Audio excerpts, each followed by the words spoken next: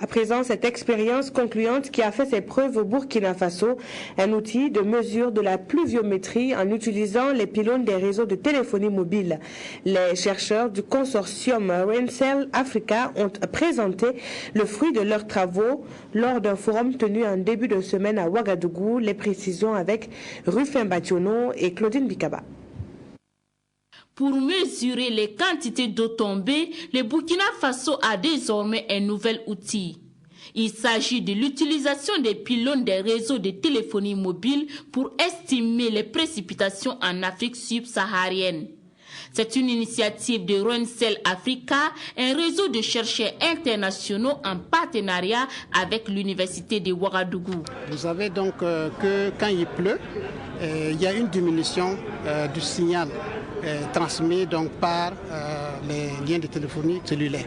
D'un pylône à l'autre, il y a diminution. Pourquoi? Parce que l'eau, c'est de la matière.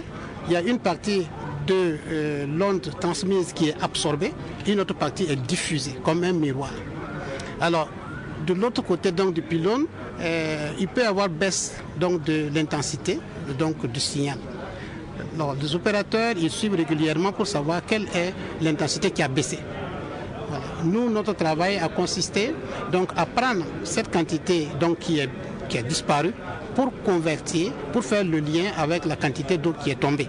Cette innovation dans le domaine de mesure de l'eau sera d'un immense appui au service de météorologie burkinabé, selon son directeur général. Cette nouvelle technologie est une technologie qui cherche en fait à renforcer le réseau d'observation par le biais d'une nouvelle technologie qui vise donc à voir comment on peut pouvoir estimer la quantité d'eau précipitable, la qualité donc des précipitations dans des zones qui ne sont pas couvertes par le réseau d'observation.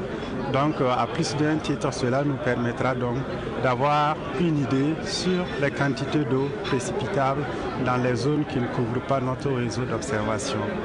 Réunis ici, les membres du consortium Raincell Africa se sont aussi penchés sur le développement des collaborations scientifiques et méthodologiques nord-sud et la lutte contre la vulnérabilité des populations.